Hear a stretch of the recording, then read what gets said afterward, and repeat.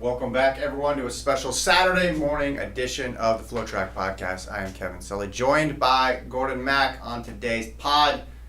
We're going to recap the first 3 days of the NCAA championships, but we're also going to talk about what happened in Paris yesterday, Gordon, because it was spectacular. How you doing? I am doing great. But yeah, Paris was more than spectacular. It was unexpected. It was, hey, maybe get a world record here or there. We got Faith Kipyegon, we got a steeple, but it wasn't even about those 3 world records. It was, you know what? We'll talk about it in the podcast. That's why we're doing one. Yeah. It's great to do a second podcast in 1 week. We're doing 3 if you count, well, Monday's a new week. Monday's a new week. Yeah. But yeah, this podcast is presented by Tracksmith. Boom. We got the shirts on. They have been very valuable for our NCAA's coverage because these shoes right here. Yeah, they've been powering Gordon in the media areas. Yes, they have. When you're standing there, some say the athletes are putting a lot of hard work and getting really tired. Mm-hmm. It's tiring to stand on your feet for 4 to 5 straight hours. Yeah. But with these shoes, it's not that bad. They are the independent running brand, Gordon, with a deep love of the sport. These are the Elliott runners. I'm wearing them right now. Gordon's not wearing his, so that way he can demo them. That's how strongly he feels about these Elliott runners, though. They're soft, they're springy, they're mimicking the trails and soft surfaces that people run on. And we're very appreciative that they're sponsoring this podcast. So yeah, these are the Elliott runners. The website, Tracksmith.com. Tracksmith.com. Check them out. Yeah, and I'm getting word that my audio is not as good as your audio. Twice in a row. So maybe we want to check the mics, make sure my audio is equal, because Kevin can't have better audio also, than me. Gordon is manning the comment section because my computer decided to pack it in yesterday. So if you're in the chat and you're saying, why, I had an awesome comment. I had a once-in-a-lifetime, a generational bit of insight that isn't getting read. Gordon is tasked with that this time. Yeah, we're getting comments. Audio is very tiny. Tiny? I don't know what that means. Small? But Amanda, is the audio all right?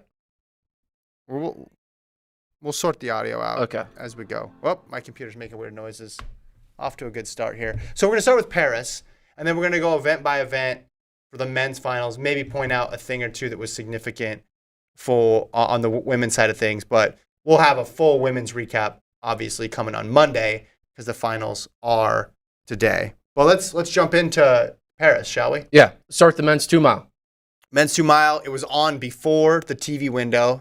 They made it part of the TV window because Jakob Ingebrigtsen was going for that 7:58 mark that has been held by Daniel Komen for many years. We don't run the 2 mile that often, but just the whole mystique of back-to-back sub-4s made people very interested in this time. El Garouge had run a sub-8 before too, so it had a lot of weight behind it despite not being a race that had been run very often.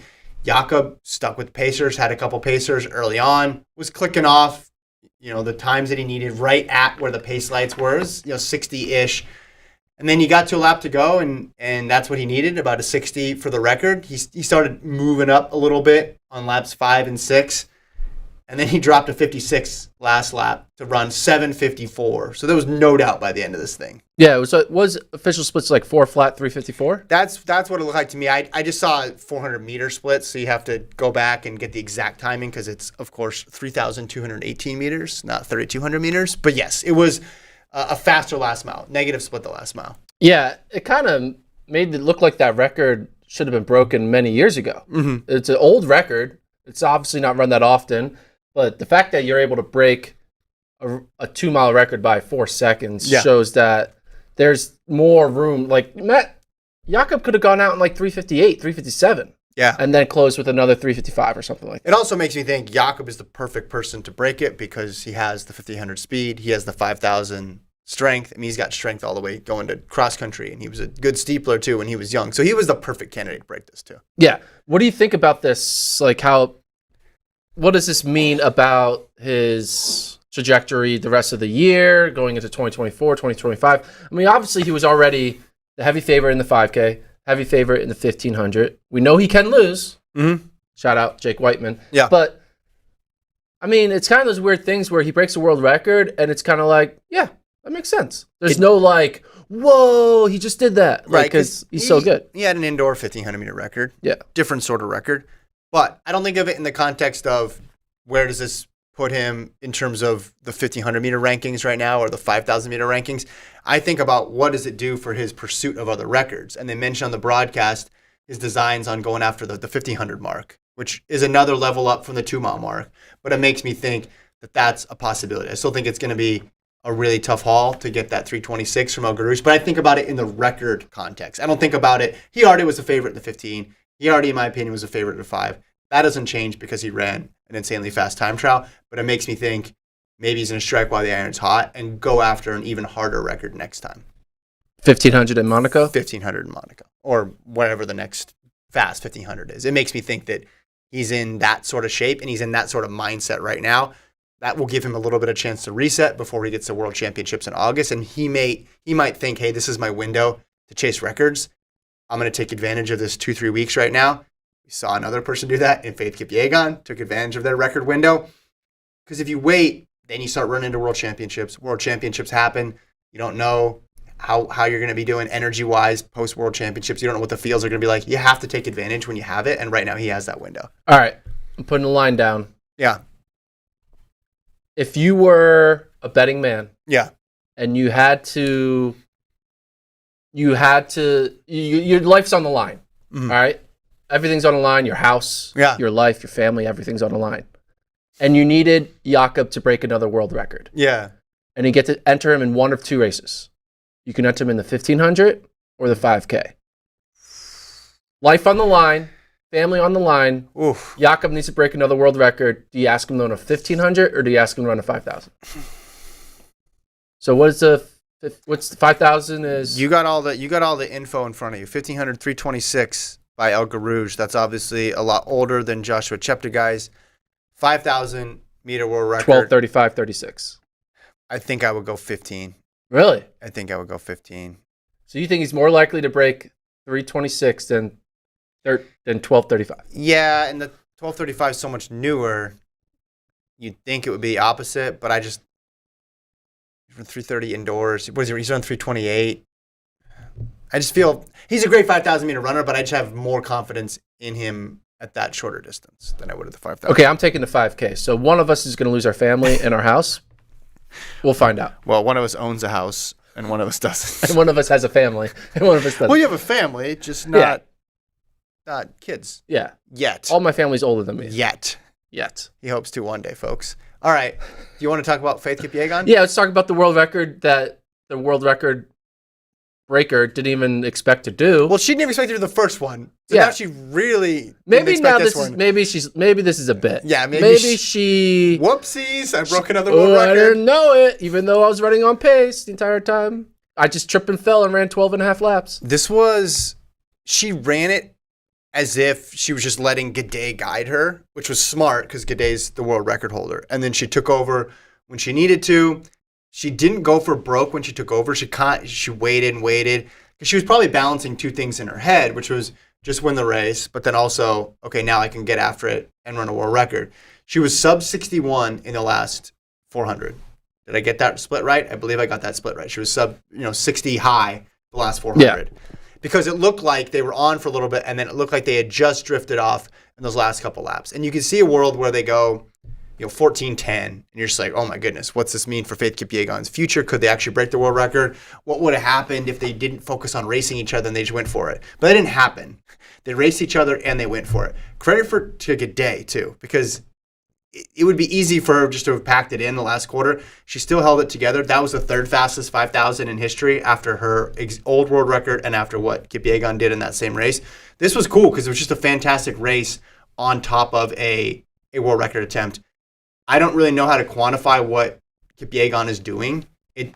It's not uncharted territory in terms of the dominance in the 15 to the 5. We've obviously seen Sifan Hassan do this recently, but it's uncharted in terms of nobody's ever had those world records at the same time. That hasn't, or at all. Like there's never been a 1,500 meter world record on the women's side and a 5,000 meter world record in their careers.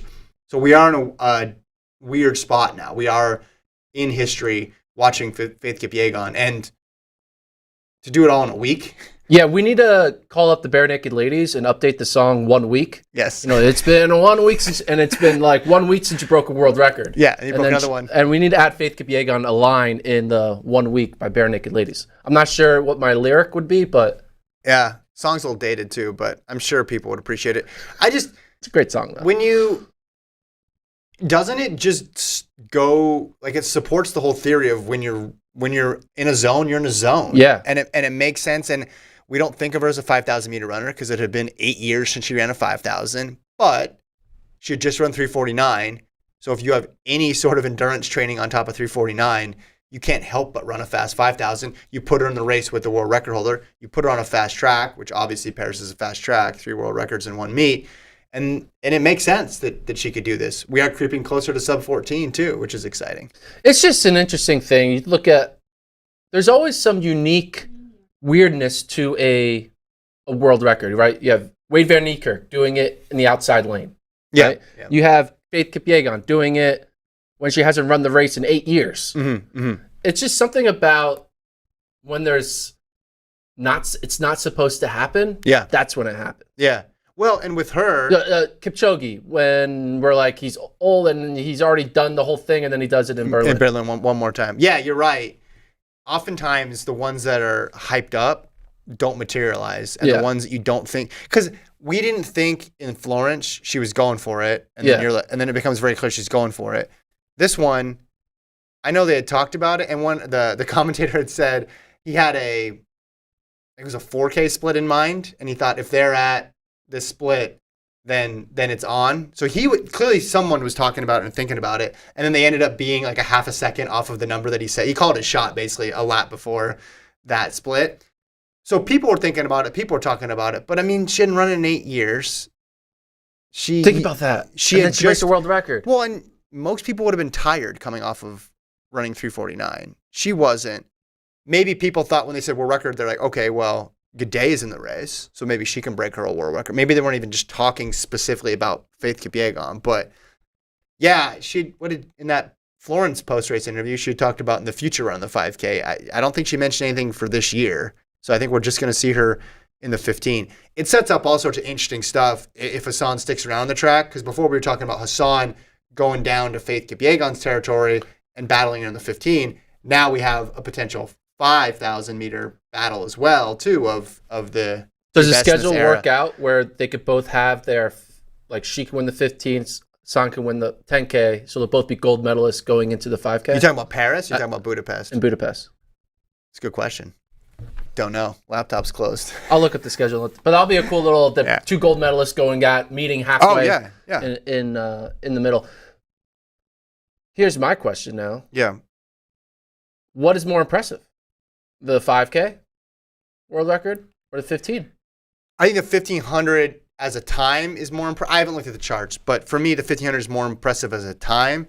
The 5,000 is more impressive in terms of overall resume. Scenario. Okay. Just, oh my gosh. And a week later, your first one in 8 years, you broke the world record. But I think the 349 still, and you could tell, okay? You could just look. She ran the 5. Gaudet was really close. She had competition. She ran the 15. Now, not everybody was there, but Laura Mir was there. Laura Mir's a medalist, and she was in a different race pretty much. So it just goes to show you where those two marks stack up historically. But yeah, it's just the unique nature, the surprise nature of the 5. You got to give that one credit too. Yeah, well, it'll be interesting to see what Kipyegon does in 2024, 2025. Yeah. She did hint at marathon after 1,500. I mean, maybe she's just going to do the exact same thing Hassan has done. Yeah. But she's going to do it with faster times because now she has the 1,500 meter world record. She's going to work her way all the way up because now she has a better 5,000 meter PR, obviously, than Hassan too. It is fun where we see kind of these women kind of try to like grab a hold of all the records, like try to hold the 5K and the 10K record at the same time, but then someone breaks, like they're breaking it against each other, and no one's able to hold on to the records, like kind of have a sweep of records. We're in an awesome era of women's distance running, from the 800 mid-distance all the way up to the marathon. I mean, you could argue from 400 all the way up. Yeah. Well, distance, you can't claim 400's distance, but 800 you can a little bit. I ran the 400 and I was on the cross-country team, so it's distance. And it worked out well for you. He's here, folks. Look at me now. This is where we check in on the chat. Are they saying anything interesting? Oh, I've never done this before. All in the game asks, what could Faith do in the 800 right now against Keeley? Well, if you run what do you think? What a male 349 runner, what would you say they could run a 800 in? I mean, you have to. I'm sure she can run sub 2 for sure. I think 157. I mean, she closed in 60 point. Do you think she can run sub 2 in a 5,000?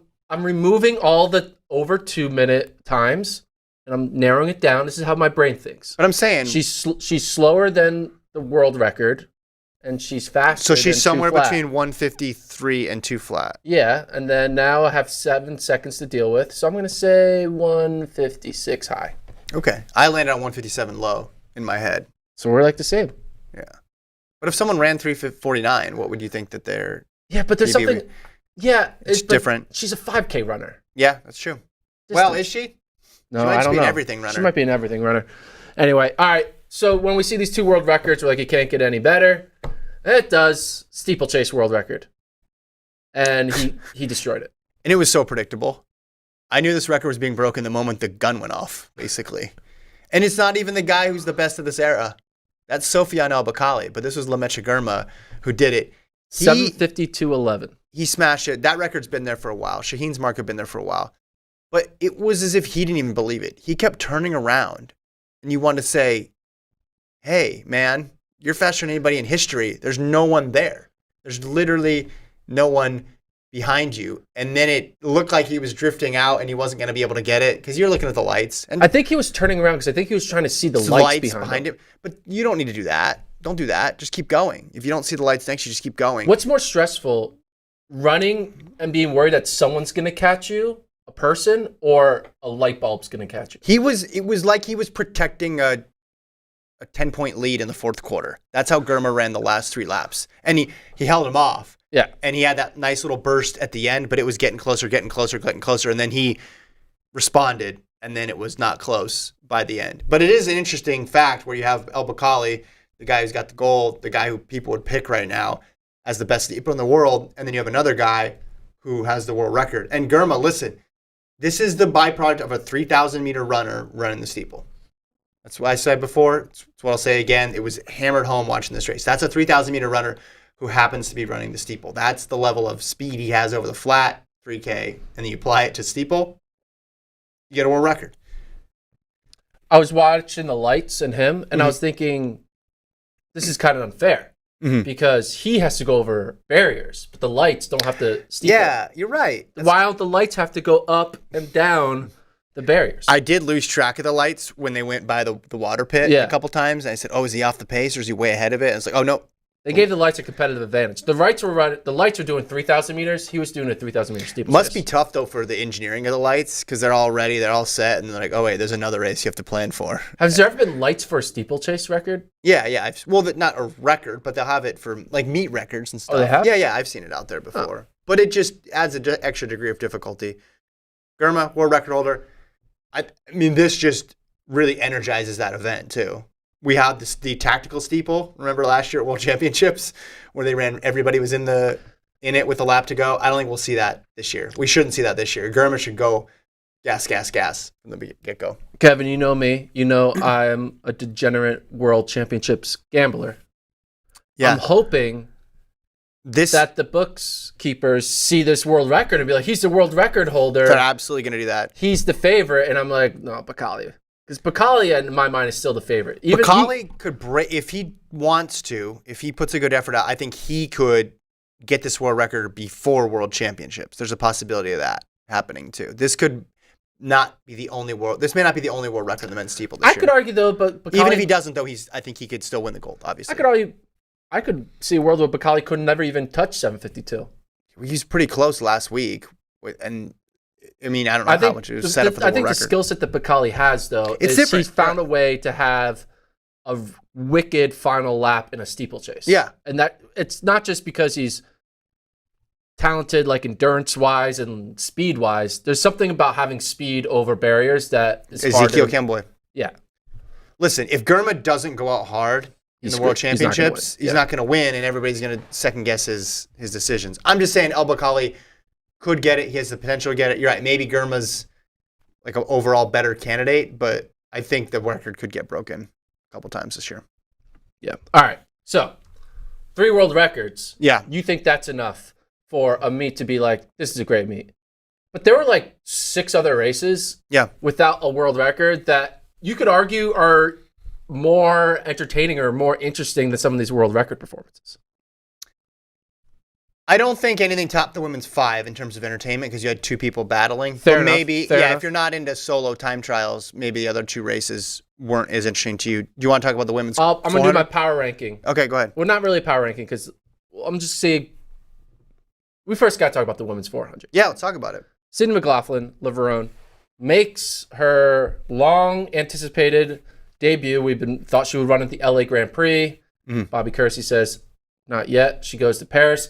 We're guessing she was in this meet because she probably was doing PR for NBC Paris Olympics. I saw some footage of, I think, Noah Lyles on like a boat doing an interview. Yeah, so they're doing a lot stuff. of like promoting stuff for 2024 stuff. 2024 and I'm sure there's Paris. always, if you're a big star, there's always business you can do in Paris. Yeah, I guess. Yeah, true. But it's like, hey, I'm getting here for NBC. Might as well go run the track meet.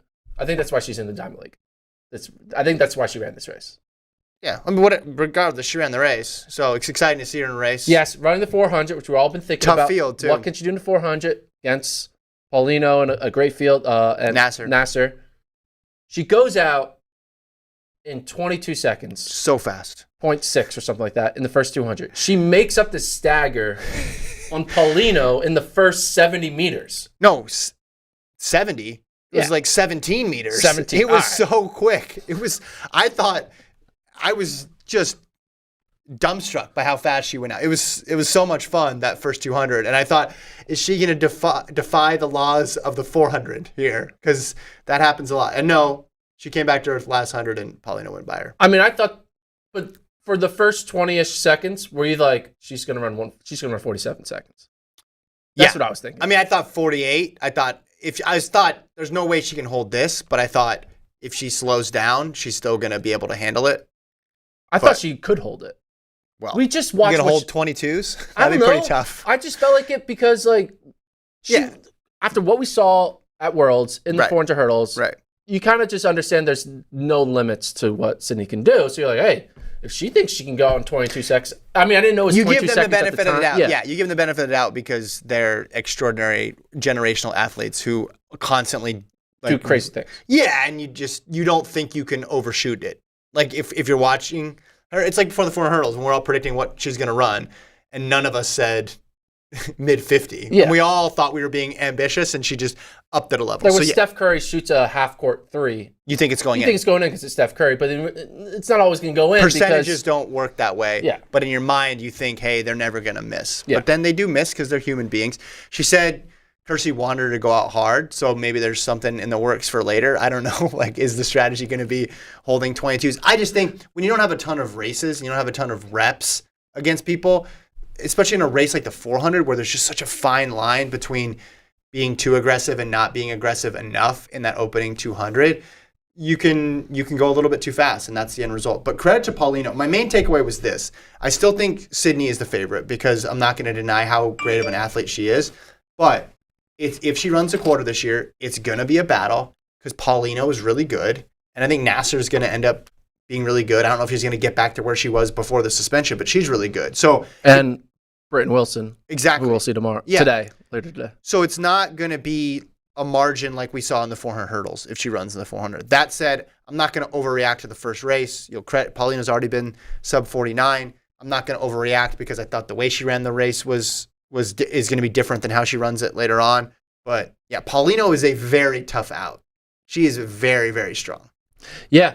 At the end of the day, Sydney still ran 49.7, or was it 49.7 as a season opener, PR.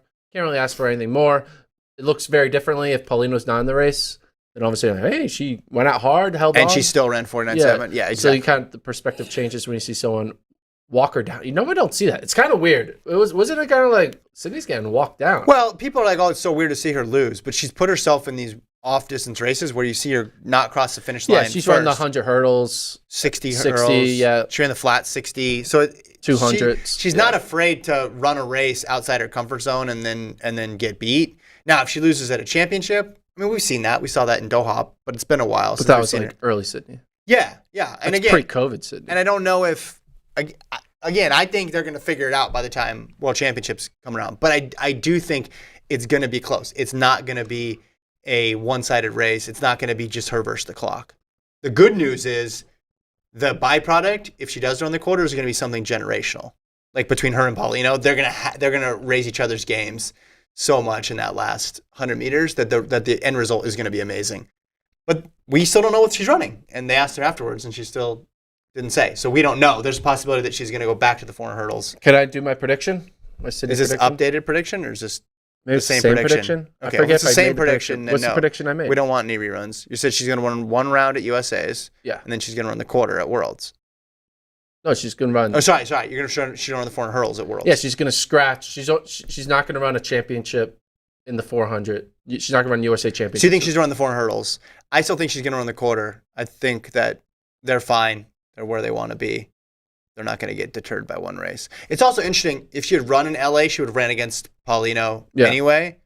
So, in many ways, the Paris field was tougher because you had Nasser. Didn't really matter for her because she was running basically by herself until the last 100, and she got second. Well, she probably knew she was going to run in Paris. So she's like, I'll just do 1/400. Do the quarter there. But good to see her back in the Diamond League. Men's 100. That's not the next one. Oh, I'm sorry. Sorry, does the chat have anything? I need it. No, I have the order. I know, but let's see does the chat have anything? The chat I just want to see. is just on a mind of its own. That's okay. Maybe someone said something interesting. They're talking about a thing, Mo, which we'll get to on this next one. Let's talk about the women's 800. Keely is on a tear, man. Well, I don't know if she's starting a tear. She was on a tear indoors. She's back on a tear. Is that how you'd say it? I was so impressed by how she ran. This was a tough field. It didn't have a Thing Mo in it, but it had Natoya Gould in it. It had Ajay Wilson in it. This was legit field. And she started moving really away from them with 250 to go. And that's when you knew it was something special. PR, British record. 155.77. Yeah. I think she'd be the top. She's number one right now, you have to say, just because she's running. Now, if she raced with Mo, the odds would probably be tilting towards the Thing Mo because of all the golds. But, woo, this is an impressive race. Yeah, very impressive. And if this is where her starting point is, you got to think there's going to be a little more in her, that she's going to be able to get into the 154s, right? I don't know. Is this the starting point? I mean, she ran a big indoor season.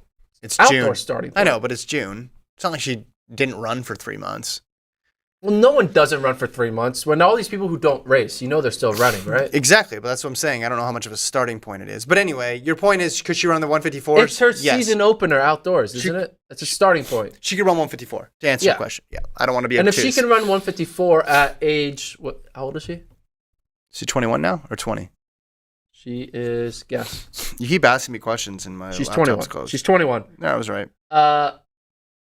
You got to think that there may be a point, if she goes on and has a great season, runs 154, going into the Olympics, you're 154, 22-year-old. You start thinking it doesn't matter what age you are. If you're 154, you're close to the world record. It does matter what age you are. If you're 154, if you're 154 and you're 40 years old, you're not breaking the world record. Well, it depends when you ran 154. If you ran 154 a couple weeks ago and you're 40, then yes, you could break the world record. She could break the world record. A Thing Mo could break the world record. I don't know if they're going to, but they can. We can say that they can do that. That's definitely a possibility. But short term, it's all about the chase for the gold this year. And I think it's really interesting. I think it was really tight last year. We saw how close the World Championship final was. I think this year it could be as close. And maybe people would be tilting maybe people would be tilting Hodgkinson just because Hodgkinson has been running frequently. I think you got a good race. Similar to like Shelly-Ann Fraser-Price. It's hard to put Shelly-Ann number one in the world right now when she has 0 times to her name. It's starting to get hard to put a Thing Mo number one in the world when you have someone like Keely running 155, right? Running a strong indoor season, and then you're like, Mo, it's like, what did Mo do this year? Oh, she didn't run at all, and she had a close victory.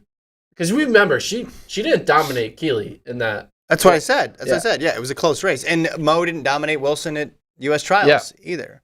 So, 2021 was different than 2022. And then we don't know what 2023 looks like for her because we haven't seen it. But we know 2023 Keely is pretty good. Okay, now let's talk about the men's 100. Before we do that, though, we got to shout out our sponsor. We should. Another time. Tracksmith. sponsoring the show. Remember, they made the apparel. This is the first foray into footwear, though, with the Elliott Runner. You can check them out, tracksmith.com. It's a neutral, everyday trainer featuring a 2-part supercritical P-back system, softer, thicker insole, firmer midsole to mimic the feel and responsiveness of soft, natural surfaces, Gordon. Yeah, we're now a Tracksmith podcast. Gordon tells everybody about the shoes. Yeah, I'm walking around. I'm talking to the cameraman. I'm like, hey, I know you're on your feet all day. Yeah. You got to wear these shoes. These are comfy. He's been sub out those shoes you have on. Put these on because it feels so good. He's been bounding around Mike A. Myers Stadium, folks. If you see him today, because Gordon's been recognized a couple times at this meet. If you see him, just point at his shoes and be like, how are they? And Gordon will tell you. They're great. Actually, if you want to get somewhere in any quick period of time, don't ask Gordon that because he'll just talk to you for about 5 to 10 minutes. Yeah. And be like, excuse me, sir, the 4x1's starting. And Gordon will be like, no, I have a couple more things I want to tell you about these shoes. I'm being honest. He's chatty about right now, folks. I'm being honest. I look forward to putting them on. Yeah. Because I'm like, oh, this is going to feel good. Yeah. Because I know that my day's good. When I put on a pair of flip-flops, I'm like, that's fine. Or put on dress shoes, I'm like, oh, or any other type of running shoe. When I put these on, I'm like, all right, today's going to be a good day. So you got the 9mm drop, stack height of 33.5 at the heel and 24.5 at the forefoot. All gender styles. Comes in U.S. sizes. Men's 4 to 13, women's 5.5 to 14.5. Again, the website, tracksmith.com. We thank them for sponsoring the show. Let's talk about that men's 100. Noah Lyles. Noah Lyles beats everybody but Fred Curlyfield and Christian Coleman. And Trayvon Bromell. And a couple of the Jamaicans. Keem Blake. Yeah. And Oblake But Seville. other than that, all of that, he beats everybody. He beat a good field. He didn't beat everybody. You don't need to have everybody in every field. There's only 8 lanes. I don't know. You see Omanyala, the world leader, in there. You see Marcel Jacobs, the Olympic champion, in there. Yeah. You see Tobogo. You see a couple. Like I said, it was a great field, but there's only so many lanes, so he couldn't possibly beat the entire world. But he came on really well. It felt like he beat the entire world. Yeah. But let's talk about that race. It's hard to sort out the 100. This is just confirmed what we said before. I don't think so. I think it 100% confirmed it, which is there's Curly and there's a gap, and then we have no clue. That's not true. Between everybody else. Christian Coleman is the number 2. 100%. I will go to my grave with that one. Okay, so your guy Coleman beat Noah Lyles. He lost to your guy Keem Blake. Yeah, but why are you lowering? He's 7 for 8. Christian Coleman is 7 for 8 this season. 1 loss. Yeah, to Akeem Blake. Akeem Blake though has multiple losses. I think 2 through 9 is wide open. Oh man, 3 through 9 is wide open. 2 through 9 wide 3 through open. 9. Okay. All right, let's go back to Noah Lyles though. His start was not good. He was. Let's see if they have the reaction time. See if I can find his reaction time. Where would it show it? I don't know. I mean, okay. So through 10 meters, he was in 7th place. Through 20 meters, he was in 8th place. 30 meters, he was in 7th. 40 meters into the race, he was in 7th place. Right where he wants him. Right where he wants him. Mm-hmm. And then he moves into 2nd at the 50-meter mark and holds on to 2nd and then pulls into 1st place by the time he gets to maybe that's not yeah and then he pulls away in the second half of the race. But I mean, are you surprised? You just explained every Noah Lyles 100 ever. But it's one of those things where for Noah Lyles to win the 100, he's got to be perfect because he doesn't get 200 meters of real estate to win. Like when you give him an extra 100 meters, it's gonna be hard for him to run out of real estate because there's a lot of real estate for him to catch anybody who gets a good start on him. But in 100, it's like running a 60 out there for him because it's not a lot of time because all these other guys are gonna have. It's kind of like, oh, never mind. It's not kind of like that. But anyway, you're gonna say LeBron. But go ahead. You're gonna keep up your streak of comparing everything to LeBron. Nah, I was just impressed. It was I was too. A strong win. Just the way he did it. He was like in dead last, and he still was like, this guy's going to close on everyone. He has the ability to never be out of a race. But you're right. In order to win at the championships, he's going to need to be closer. If he wins, he's winning by like a .001. Do you know what this puts back on the table, though? What? U.S. sweep. It does. So you have to move that back. Because I'm big on Curly and Coleman. And now if you can throw in Lyles there. Yeah. Well, if you're saying Coleman is a clear number 2, Yes. well, then you have to like the then it's whatever 2 Americans versus Seville. Isn't that weird? Blake. One race and all of a sudden. It's almost like your take didn't really. Anyway, What? What? No, I was with you on it. I believed it. I still don't think the U.S. is going to sweep, but I think one of those guys is going to emerge. Jacobs 7th. Let's talk about Jacobs. I mean, people just have this unrealistic expectations at this point. If he's hurt, he scratches 2 races, he comes back, and everyone's like, he's going to win this. Well, why? Why do you think that? Why would he beat Omanyala and Lyles, who have been running really well? Maybe they haven't been running as well as Fred Curley, but they've been running really well. And if he had back issues and he didn't have a good indoor season, what are you going off of with Jacobs? His European outdoor title last year, his indoors in 2022? Are you going all the way back to Tokyo? Because that's a long way away. I mean, that is what they're going off of. Yeah, but I think that's at this point you have plenty of other races to look at. Are you telling them to move on? I'm saying it was great. It was awesome. He ran fast. He gets hurt a lot though, and we have more races that are happening that we can judge him off. And we got a deep field. We don't need to pretend like this is still 2021. Exactly. Yes, you have a deep field. So that was an upset. It was an upset in 2021. People thought it was the jumping off point. It was going to continue from there. Well, almost. I mean, 2022 indoors, it kind of did. 60 is different than 100. True. He's good at the 60. I'll give him that. But the 60 is different than the 100. Yeah.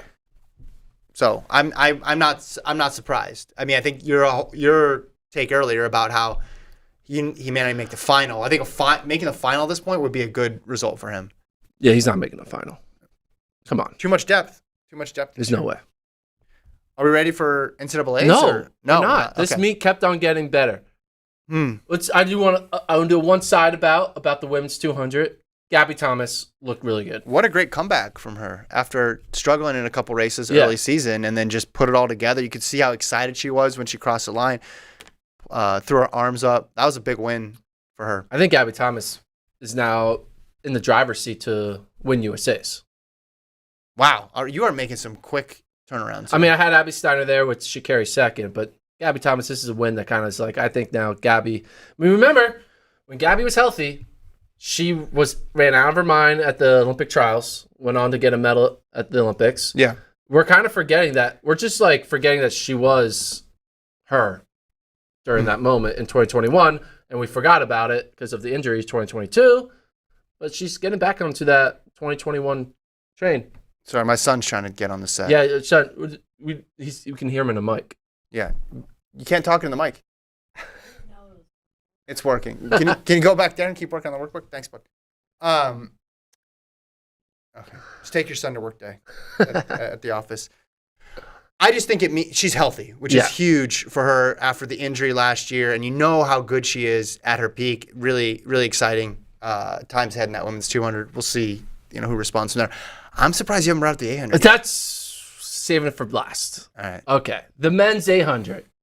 We had our moment. We had the 800 is back moment, and I'm a believer. I'm believing that this is the start of something special. You had 7 guys break 144.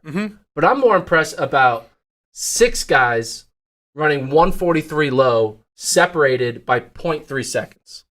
There were 6 guys in the race with 30 meters to go that legitimately all had a shot to win it. And it wasn't because they were running 145. They were running 143 low.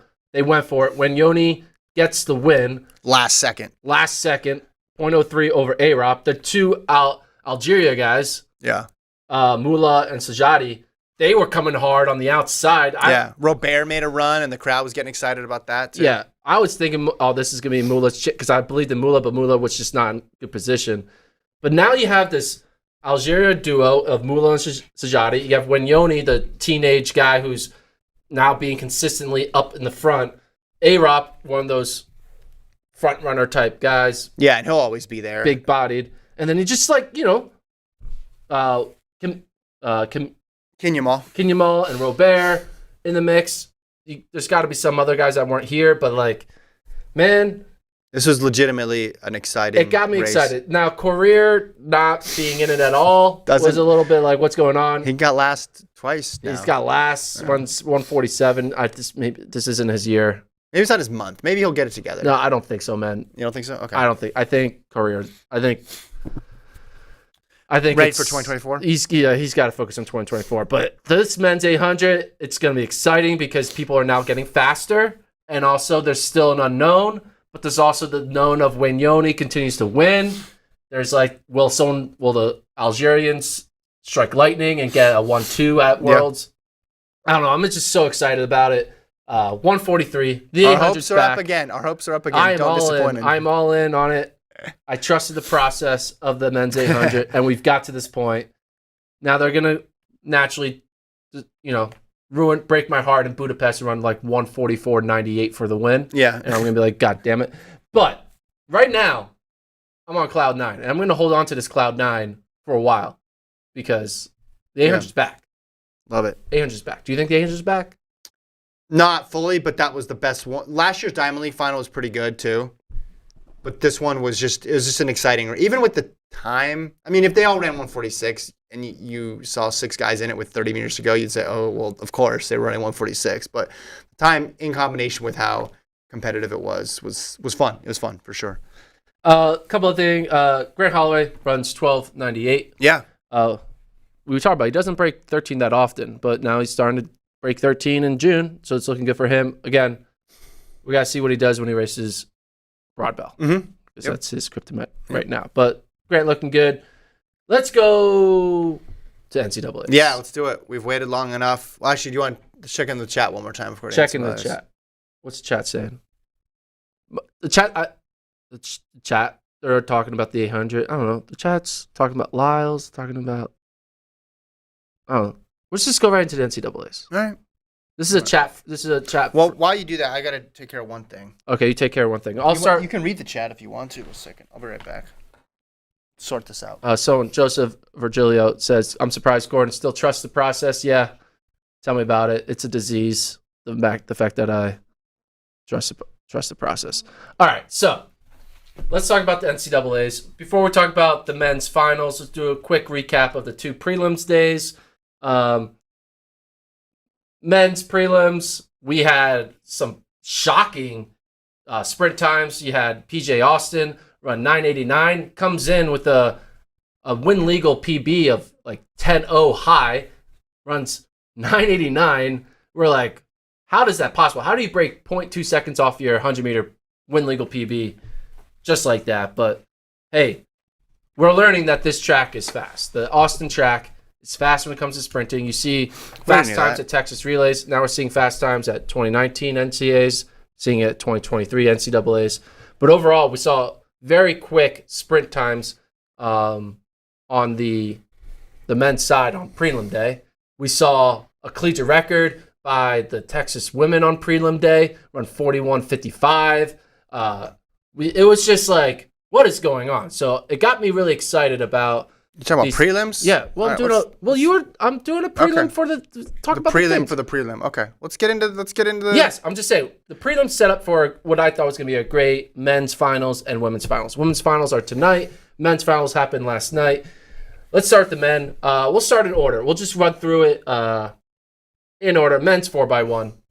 Man. Yeah. Now it ended up being a DQ.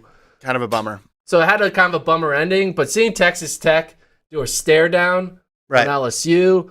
And it's just this weird thing. There's some staring going on all these teams. It's not just like Houston and LSU. The Texas Tech's getting involved. Maybe a little bit. It's unreal because we saw LSU stare down Maswangani in the 100-meter prelim. Yeah. And then you see Texas Tech stare down LSU in the 4x1 final. Well, going back to West prelims, Texas Tech stared going across the line, and then they didn't even win the heat. Bennett, you got to chill with the chair. It's just interesting how like we just see the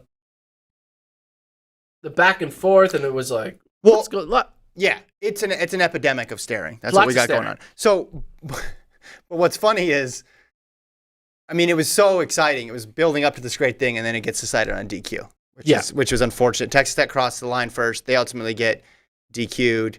So LSU gets elevated. I even think, you talked to LSU afterwards, the vibe I got from them was just like, they wanted to win crossing the line first. Didn't feel the same. Like, they get to have the honor of getting first, and they get the medals and they get the 10 points, but it wasn't the same as crossing the line first. And mind you, that's what winning on DQs is not fun. It's not fun. Yeah. It's almost you'd rather just get second and live with it than get a win on a DQ. If someone drops the stick and they're out, okay, that's different because you get to experience crossing the line first. But when you cross the line second and then get elevated, it's not the same. But Texas Tech didn't go quietly. We'll talk more about what happened to them later on. The meets start off, but there's also another thing that happened. Georgia DNF'd. Yeah. Elijah Godwin must have something happened with injury. He ends up not even entered in the 400. Yeah. So Georgia's kind of track team title hopes kind of start getting a big on shaky ground where they don't finish in the 4x1.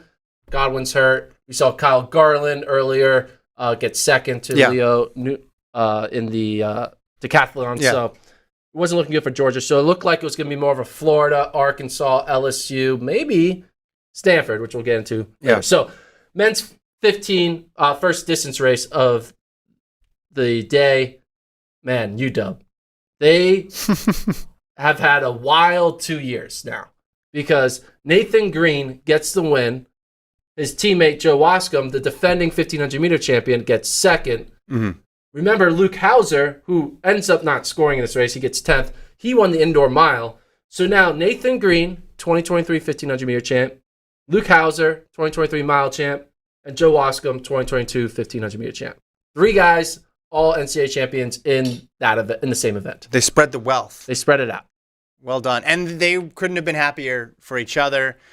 They said when someone wins a national title, you don't know. They just get right back to it and make sure it gets done. So, yeah. I mean, the time wasn't that fast. They closed, what was their closing time? Closed in 51:88 for Nathan Green. Pretty impressive close. Mm-hmm. Nathan Green, is he a sleeper for the 1500? I don't know. USA's? I mean, it's tough to crack into that group right now. We've just talked about how good it is. Yeah, but that group is really good because they're running low 330s, like 333s, 334s, 332 stuff. But USA is not going to be 332, 333 race. USA's is going to be 336. It could be. No, it's going to be It could be. 336. I don't think Nagoose and those guys are going to wait around. I think they're going to make it quick. You'd be surprised. I'd be shocked if someone who's an NCAA athlete makes that top 3.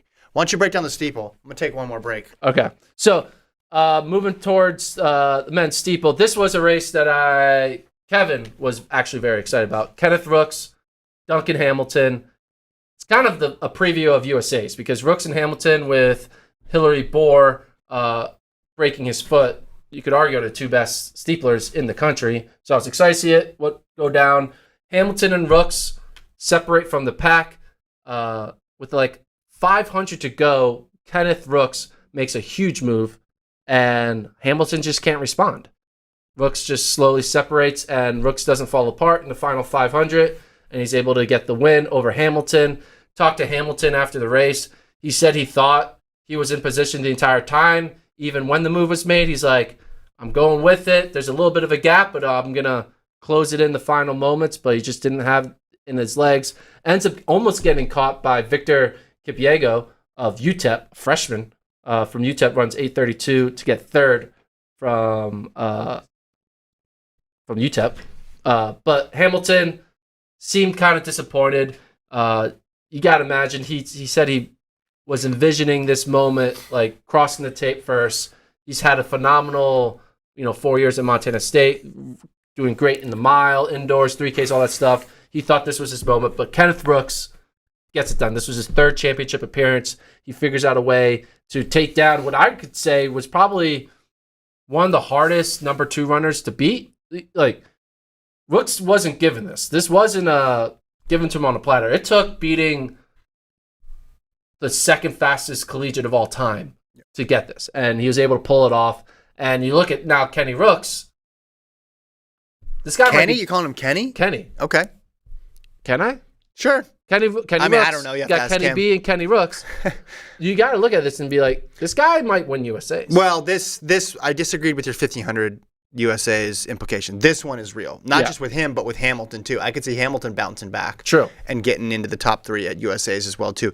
It's one of those things where you sort of feel bad for the runner-up. Yeah. Because they just happen to have a career that coincided with another person who's an all-time great. It would be the same way if Kenny got second. Exactly. You have two of the top 3 fastest in history running really well, and someone had to win, someone had to lose.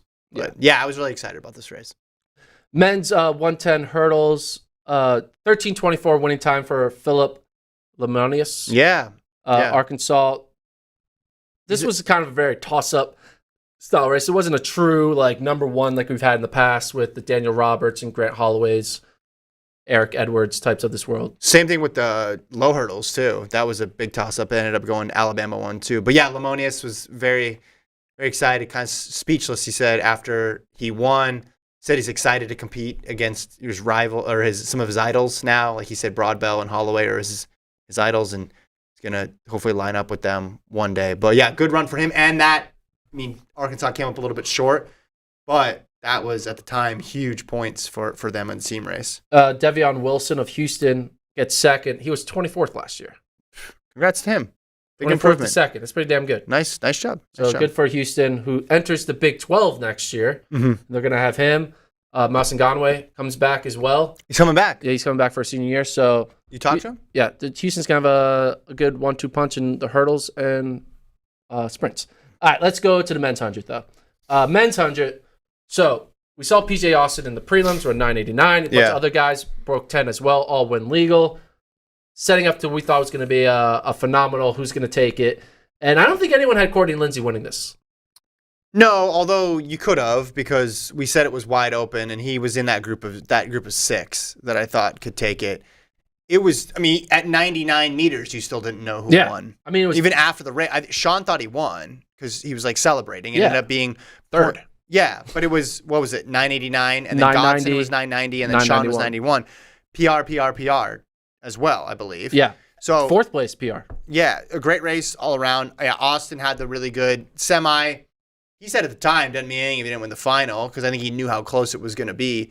And it ended up delivering. Just a very, very tight race. We said it was wide open all year, so it was fitting that it came down to a 100th of a second. Who had Williams and Ash finishing 7th and 8th? Yeah, that part was surprising. But again, they didn't do anything throughout the year to clearly separate themselves. Yeah. This was a situation where you had a person They both had injuries. Yeah, that too. And there wasn't someone running 985 or something.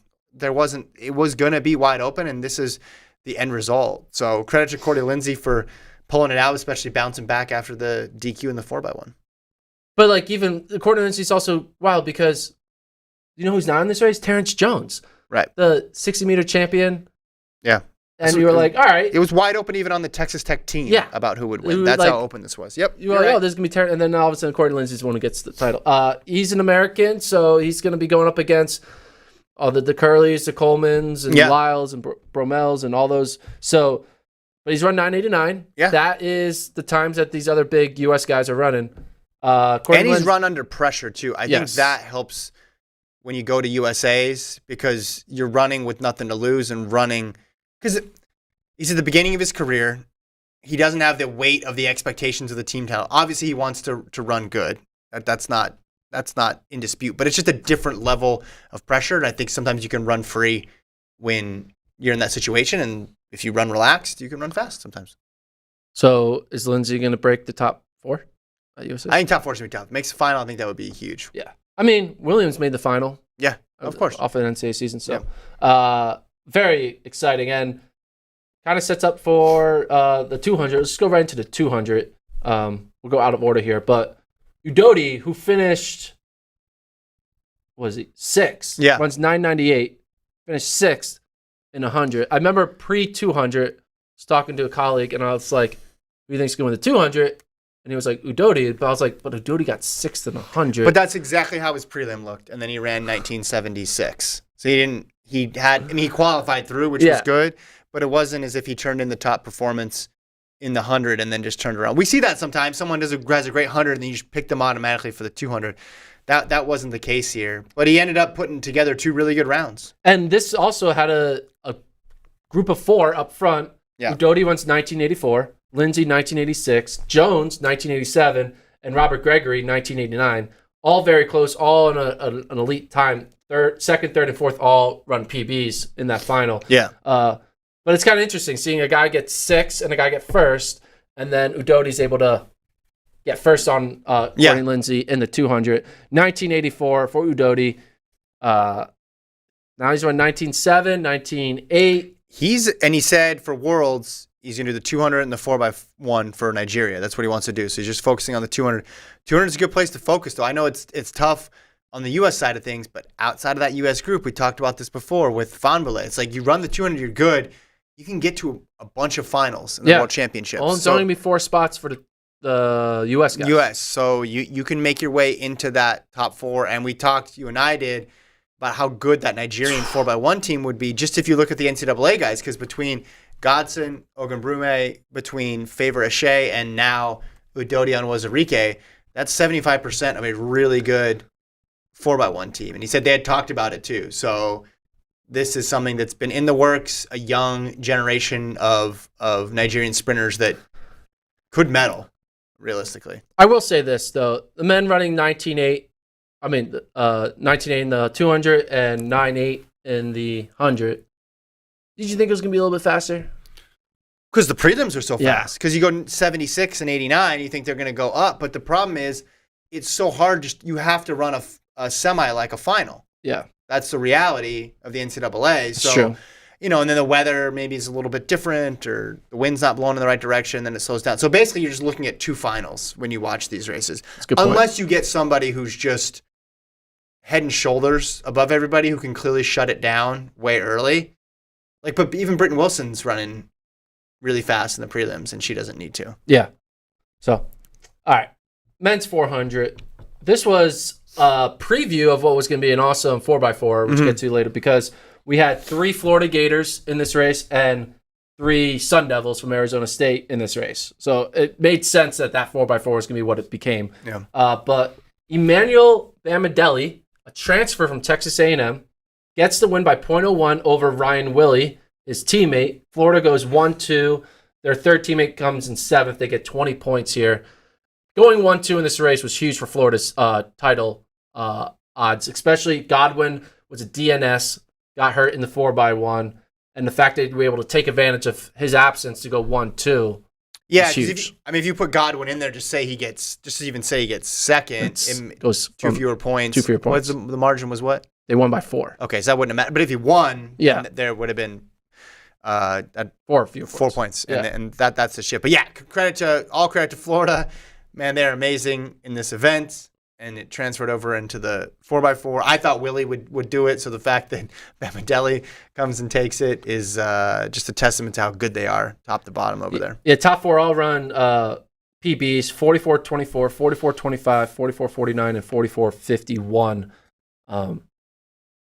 It's weird. Sometimes Justin Robinson PB? Justin Robinson PB, 44-51. That's awesome. It's sometimes you kind of take for granted 44s, because we see it so often in 4x4 splits. You run 44 and you like wait for the 43 high splits. Right. But 44 is low, pretty damn good. And that is, if you can able to be consistently 44 low, you're able to make teams and you're able to make world finals. Yeah.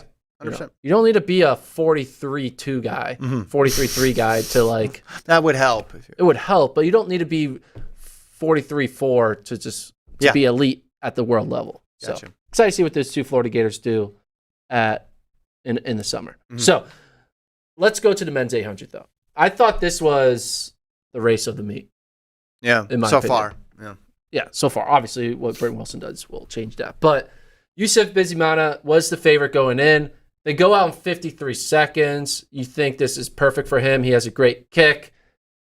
But then Will Sumner, he was at the lead through, he took it out in 53-12. So he was in the lead through the first 400 and never let go of it. He pulls away from Bizimana. And I'm like, is everyone just like running slow? Just don't have it? And Will Sumner's just running an average race? No, Will Sumner is running, in my opinion, one of the most incredible negative splits I've ever seen in an 800. And I'm not just saying that, man. Okay, he runs 144.2. I get it. Like, men are running 140, should be able to run 142, 143. Saw what Donovan Brazier did when he ran 143 for the collegiate record. But I think this is more impressive than Donovan Brazier's collegiate record. Well, it's just the opposite. I'm sure Brazier went out in 51 probably or something like that. And but it's hard, just because it's the opposite makes it even more impressive. To go 53.12, 53.12, and then 51.15. Yeah. He negative split by practically a full 2 seconds. Yeah. Well, and you're right. When you're watching it, you're looking at, wait, what's going on with the rest of the field? And you're like, oh, no, it's just Sumner. He ran 51.15 in the second half. Man, he was cooking that last 200. He was rolling. And I thought top of the home stretch, okay, maybe Bizimana has another gear and has one last way, but Sumner just ran. Bizimana ran well. He ran great. I thought Bizimana was running awful, but he still closed. Bizimana closed in 52.55. Like, that's good. That's what you should be able to do when you go out in 53.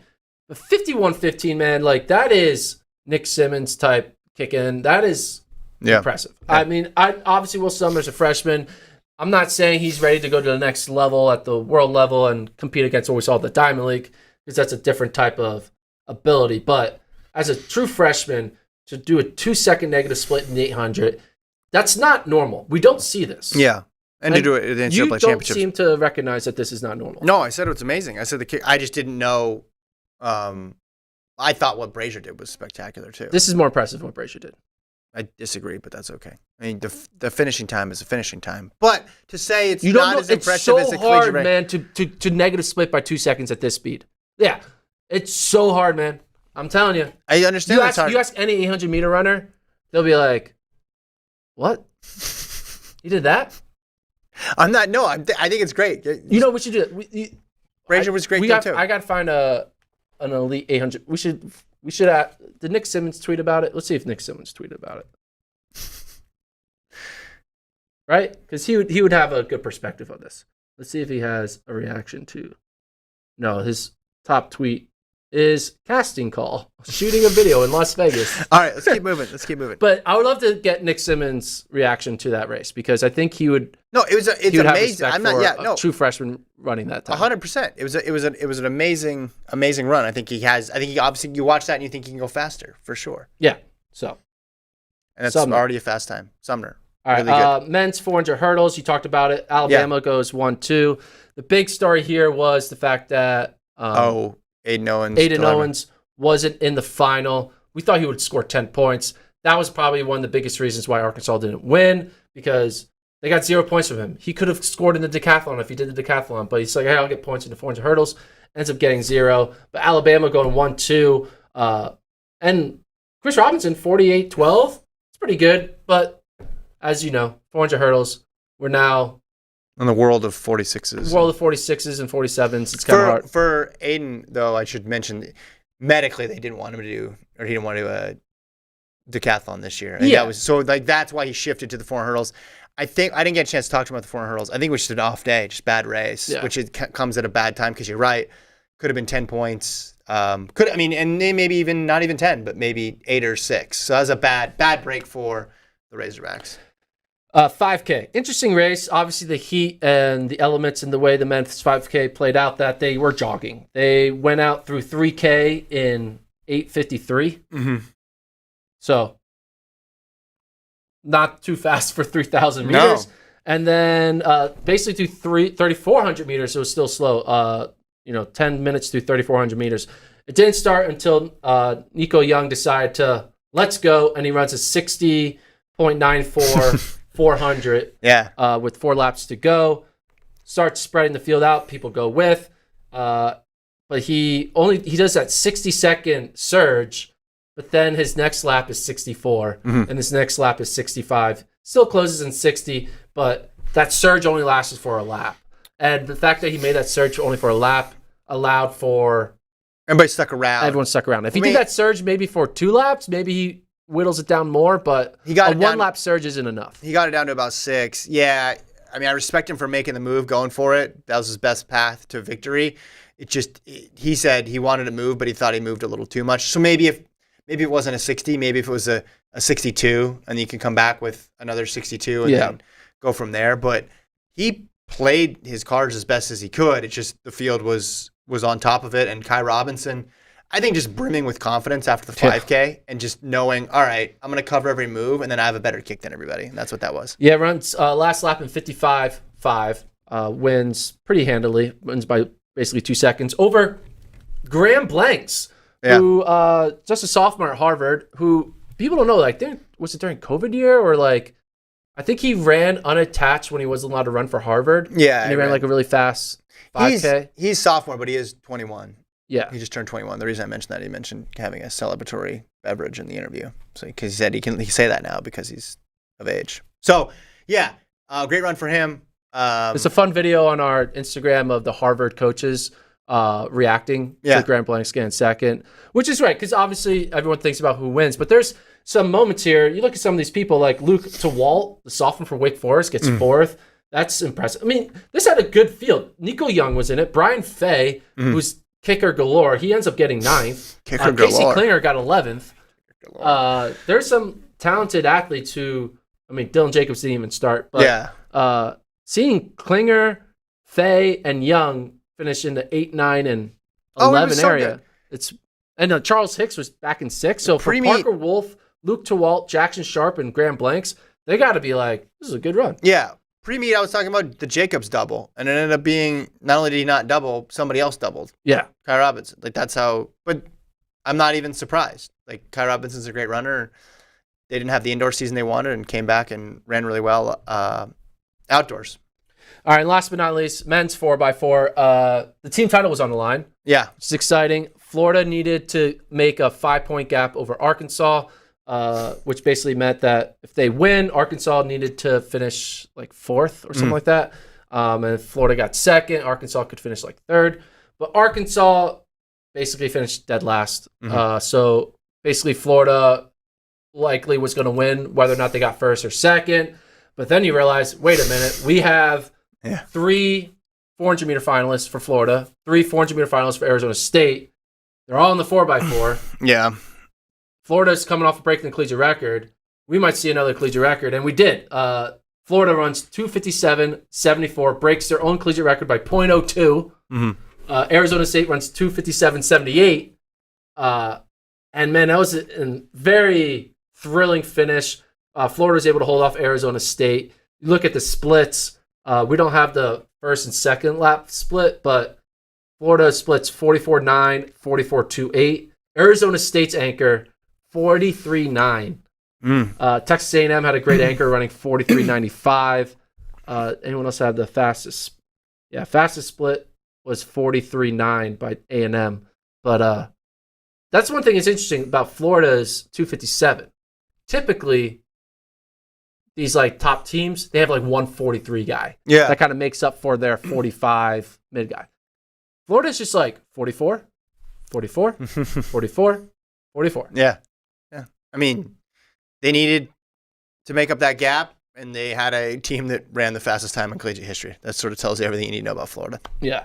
So very impressive there for the Gators. They get the win. Once again, the Florida track manager's Twitter account. Yeah, they found you. Got the receipts of me saying that I never get Florida's score that wrong. Yeah. I was wrong going into the meet. But then when I calibrated for PJ Austin running 989, I predicted it. Well, how far were you off by? They didn't score. So I had them scoring 35 points and getting 5th. Oh, okay. But so you were off. I thought PJ Austin was a 10-0 guy. Yeah. I didn't think he was good. Yeah, but that only added. What did he get? He got 4 points. Yeah. They didn't give points for the prelim. Yeah, so... but then I recalibrate it. Okay. And then going into the finals, I said they would score 55. They scored 57. Yeah. So, but Florida, man, they get it done. It's basically the big difference that Florida did that wasn't expected is going 1-2 in the 400, right? Because you think Godwin's going to be involved there. And even with Godwin, there's some other, like Justin Robinson's good. Like there's some other great 400. So going 1-2 in the 400 was a big surprise. Scoring higher in the 100 than even though he got 5th or something, that's still like, 100 was good. Yeah. And I think they did really good in the triple jump. That helped them. And everywhere else, like they were supposed to win the 4x4. They did what they did in the 4x1. It really was going 1-2 in the 400. And their triple jumper, Sean Dixon Brody, those two, that was like what took them from podium team to national champions. I want to talk about the press conference curse because we had 4 field event athletes at the press conference, and 3 of them lost. Jaden Hibbert didn't, obviously. Yeah. He did what Jaden Hibbert does and dominated the competition. But Nicholas Alekna, discus, lost. Sanjay Guttormson, lost. And Kyle Garland, lost. Pretty surprising stuff there. And if you're looking for the Bowerman, and we were talking an awful lot about... Where is it? You got to look hard. Well, Hibbert's going to get it. Yeah. But if you're looking for finalists, and I know it's more of a debate on the women's side, but that'll get partially sorted out today. But on the men's side, you thought, okay, two of those guys, they'll break the collegiate record again, or they already have the collegiate record. But you think it's wide open right now, which brings us to a certain athlete who did not even compete at the meet because they didn't even compete in Division I this year, and that's Cordell Tinch. I think we're going to see it. I think we're going to see a D2 athlete make the finals of the Bowerman. Ultimately, I think it's going to go to Hibbert, but I think Tinch has a good enough case to be included in that final 3. Yeah. Is there any person who won indoors also win outdoors besides Hibbert? You're talking about field events or Any any event? event? Well, Robinson obviously didn't win indoors. Yeah. Sumner didn't win indoors. A different Washington guy, maybe Washington Milers, just as an amalgamation, just one. Like Courtney Lindsay didn't win. Udodu didn't win. Udodi. The 110 hurdles was different. Godwin won indoors. He didn't win this. Yeah, Godwin. Yep. Field events. Kyle Garland did not win outdoors. Who won long jump indoors? Long jump indoors. What if it's just a whole bunch of Arkansas jumpers and Washington middle distance runners? It's just those 2. That's all that's left. Yeah, like did McLeod win indoors? Okay, so the indoor champ Terrence Jones did not win outdoors. Matthew Bowling, 200, did not win. Elijah Godwin didn't win. Yusuf Bizimana didn't win. We talked about the mile, 3K, 5K. That was the same. Who won the 60? Gianna Roberts, Clemson, didn't win. What's up? Field events. Romaine Beckford, South Florida. He did win. I think he did. Did he? Yeah. The high jumper. Yeah. He won? Yep. So that's somebody. Gudersman did not win the pole vault. Kerry McLeod. Did Kerry McLeod Yeah. win? Yep. So long jump, high jump. They got the dive jump. Triple jump, obviously. Shot put. Did Jordan Geist win? Look it up. No, I thought. I was thinking discus. I'm looking it up. Men's shot put. We didn't do our research that well. Well, I don't know. My computer. Geist did win. So Geist did pull off the double. So it could be 3 different field event athletes. Yeah, so Geist, I don't know, but you also could McLeod, Hibbert, and Beckford. But you also could say, all right, do you weight it to does Kai Robinson get in the mix now with the 5:10 double? Does what Leo Nugenbauer did in the decathlon, does that get factored? I just think, look at Tinch's body of work. I know it's D2, but look at the marks he's putting up in the high hurdles, high jump, long jump.